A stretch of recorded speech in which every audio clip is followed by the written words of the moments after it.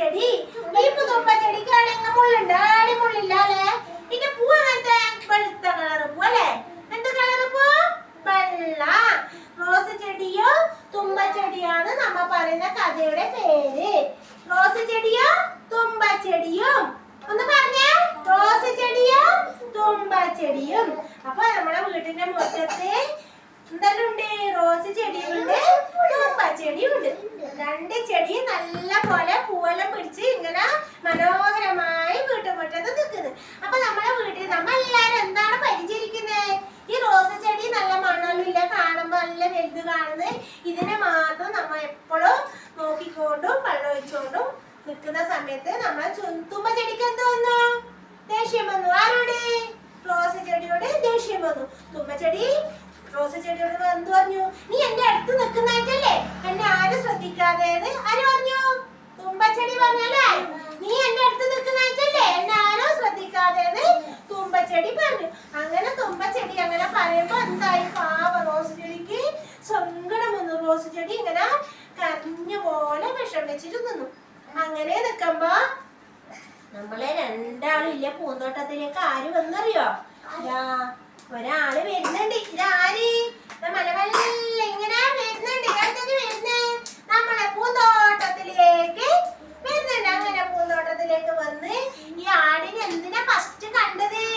നമ്മളെ തുമ്പച്ചെടിനെ ഫസ്റ്റ് കണ്ടു. തുമ്പച്ചെടിയുടെ അടുത്തേക്ക് പോയി. തുമ്പച്ചെടിനെ തിന്നാൻ വേഗം കഴിയുമല്ല. അങ്ങനെ തുമ്പച്ചെടിയുടെ അടുത്ത് വരുമ്പോ നമ്മളെ റോസ് ചെടിക്ക് എന്ത് തോന്നി? എങ്ങനെയെങ്കിലും തുമ്പച്ചെടിയെ രക്ഷിക്കണം അല്ലേ? എങ്ങനെയെങ്കിലും തുമ്പച്ചെടിയെ രക്ഷിക്കണം എന്ന് ആർക്ക് തോന്നി? റോസ് ചെടിക്ക് തോന്നിയല്ലേ? മുമ്പേ നമ്മളെ തുമ്പച്ചെടിക്ക് റോസ് ചെടിയുടെ ചെടി ദേഷ്യമല്ലേ ഉണ്ടായില്ലേ? തുമ്പച്ചെടിക്ക് അഹങ്കാരല്ലേ? പാവം നമ്മുടെ റോസ് ചെടി പാവം എങ്ങനെയെങ്കിലും തുമ്പച്ചെടിയെ രക്ഷിക്കണം എന്ന് വിചാരിച്ച് ഇങ്ങനെ ആലോചിച്ചു, എങ്ങനെയാണ് ഞാൻ രക്ഷിക്കണം? അപ്പൊ റോസ് ചെടിക്ക് എന്ത് തോന്നി? ഒരു ഓർമ്മ വന്നു. ഞാൻ രക്ഷിക്കാം. ഇങ്ങനെ മറ്റേ വന്ന് ഈ ആട് ഈ തുമ്പച്ചെടിനെ ഇങ്ങനെ തിന്നാൻ വരുന്ന സമയത്ത് റോസ് ചെടി വന്ന് ഈ മുള്ളു കൊണ്ട് ചാഞ്ഞു വന്ന് മുള്ളു എടുക്കൊണ്ടു നമ്മളെ ആടിന്റെ മേലേക്ക് കുത്തിയല്ലേ?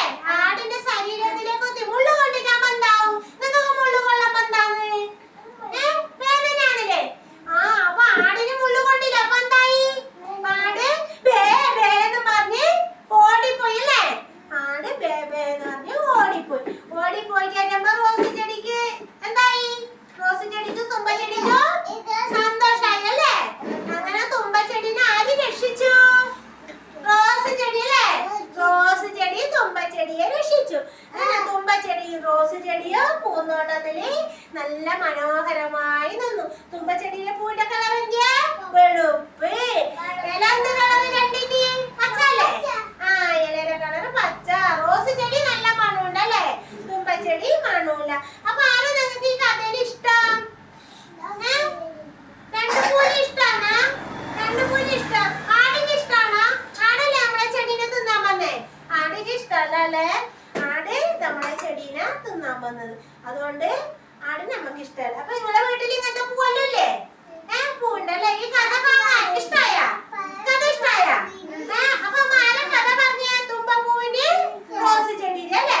രണ്ട് ചെടിയിലെ കഥ പറഞ്ഞു. ഈ രണ്ട് ചെടിയിൽ നല്ല ഇഷ്ടമാണ്.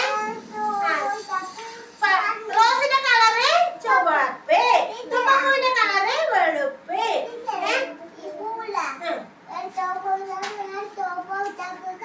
കണ്ടിനാ?